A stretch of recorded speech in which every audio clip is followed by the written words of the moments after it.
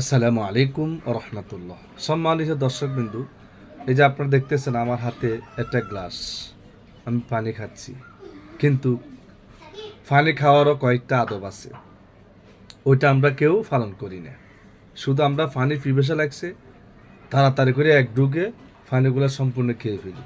কিন্তু আসলে পানি খাওয়ার নিয়মটা কিন্তু এরকম না।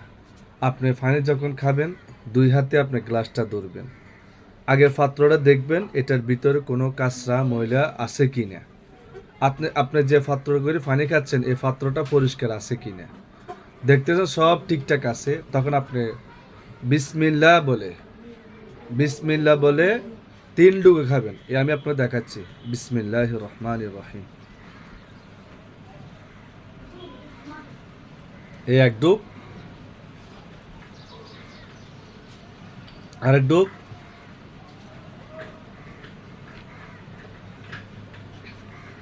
এ 3 ডুব। এখন আমার পানি খাওয়া শেষ। এখন আমি খাওয়ার শেষে কি বলবো? আলহামদুলিল্লাহ। দাঁড়িয়ে পানি খাবেন না, হাঁটি হাঁটি খাবেন না, বসে খাবেন।